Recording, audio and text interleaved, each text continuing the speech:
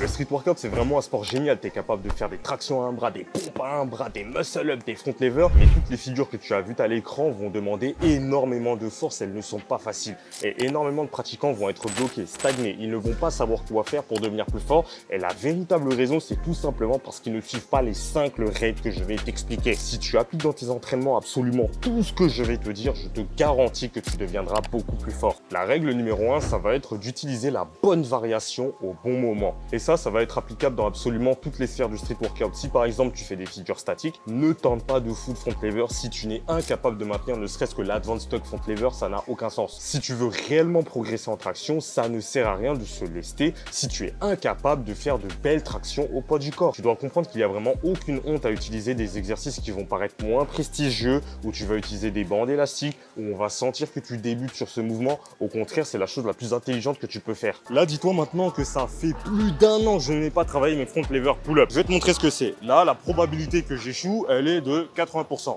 Ça va être ça. Là.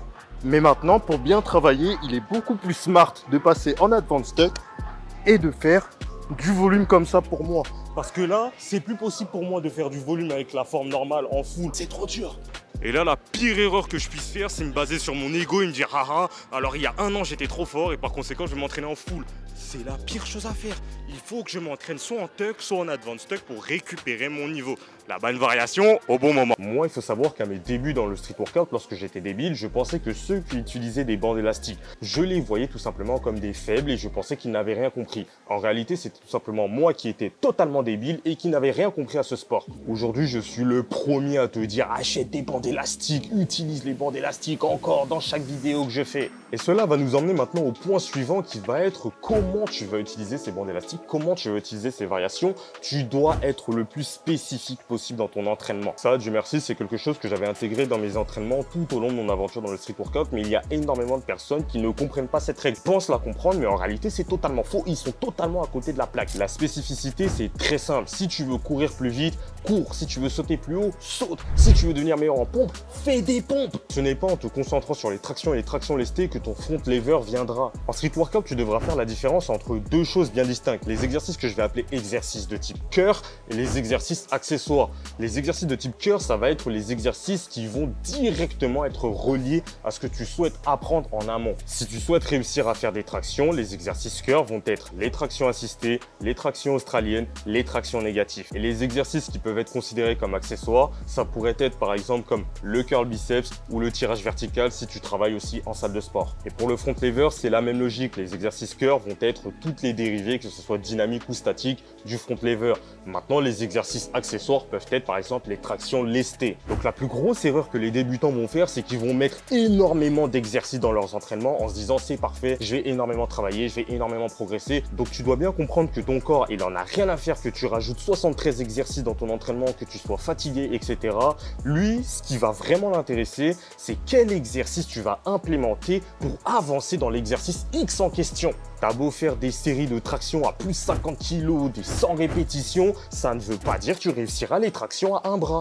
Parce que tu ne fais pas de traction à un bras. Et crois-moi, si tu as compris ce que je te dis maintenant, tu as compris 80% du street workout, car je te le garantis que la plupart des personnes ont du mal à comprendre cette notion. Ils pensent la comprendre, mais dans les faits, ils sont totalement à côté de la plaque. On en vient maintenant à la troisième règle que tu dois respecter, ça va être le fait d'avoir de longs temps de repos. Alors les débutants, je sais, vous êtes des piles électriques, j'étais comme vous. La chose que vous devez absolument comprendre, c'est que si vous prenez 40 secondes de temps de repos et que vous enchaînez les exercices, ça ne va pas vous rendre forcément plus fort. Ce n'est pas parce que tu es fatigué et que tu t'es arraché à l'entraînement que tu vas devenir plus fort. Malheureusement, on n'est pas dans Dragon Ball Z, ça ne fonctionne pas comme ça. Pour faire vraiment très simple et que tu comprennes ce que je dis, pour devenir plus fort, ça va être lié à ton cerveau, ce qu'on appelle le système nerveux. Le système nerveux, il va être responsable du lien neuromusculaire. C'est-à-dire, lorsque tu vas faire un mouvement quelconque, il va recruter un maximum de fibres musculaires pour que tu réussisses le mouvement en question.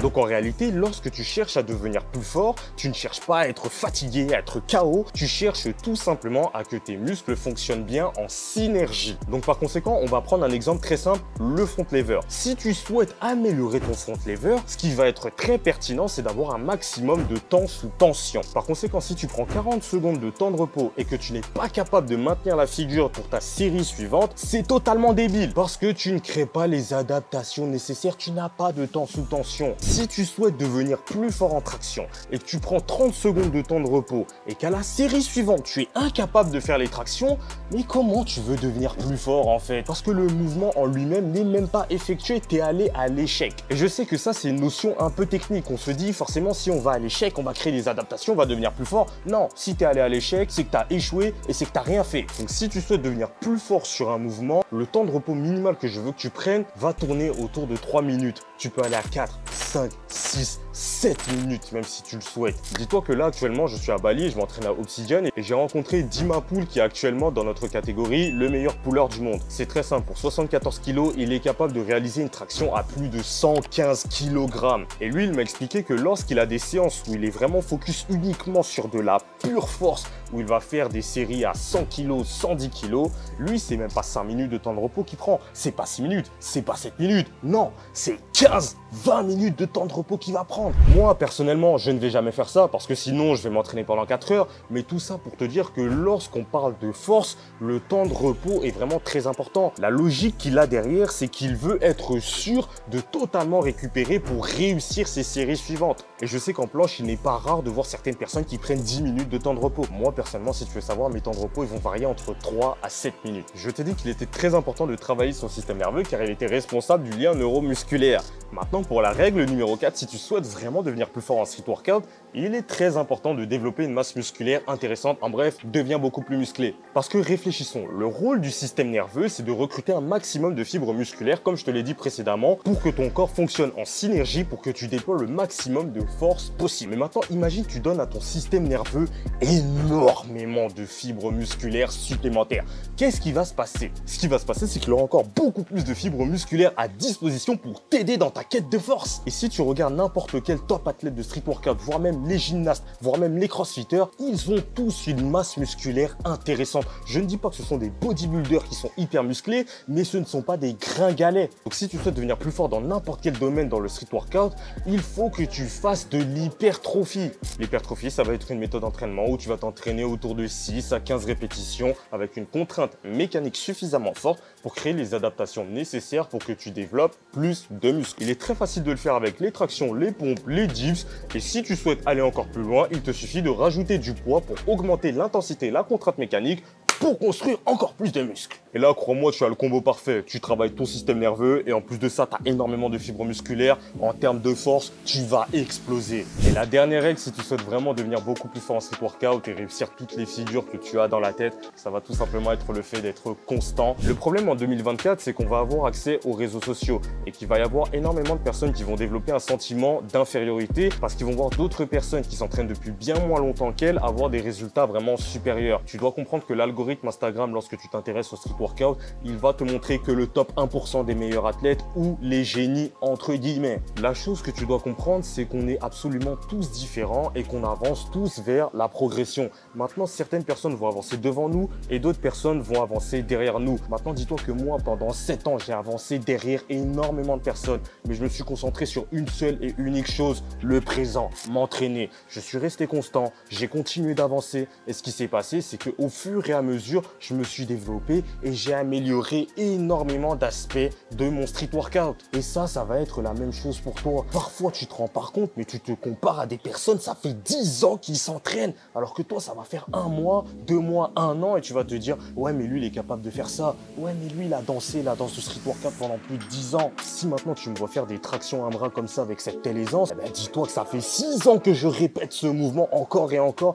et que s'il paraît facile, c'est parce que pendant plus de 3-4 ans, j'ai galéré à le faire. C'était hyper compliqué, mais j'ai toujours été constant dans mes efforts. Et c'est tout ce que tu dois viser à l'heure actuelle, à l'instant T, aujourd'hui. Sois constant et crois-moi que tu auras des résultats si tu souhaites à chaque fois t'améliorer. La preuve, le fait que tu regardes cette vidéo actuellement, ça montre naturellement que tu vas t'améliorer car c'est ce que tu cherches au plus profond de toi. Ne te compare pas aux autres. Les autres, ce sont nos camarades. On avance tous ensemble. On souhaite devenir plus forts tous ensemble. Certains sont devant nous, certains sont derrière nous. Mais à la fin de la journée, le plus important, c'est qu'on pratique notre sport et qu'on souhaite l'amélioration continue, n'est-ce pas? Et j'ai encore une surprise pour toi. Si tu souhaites devenir plus fort dans l'un des mouvements les plus durs de ce sport, j'ai fait une vidéo qui s'affiche juste ici. This the anthem. If you rockin' with it, put your hands up. Yeah, this the anthem.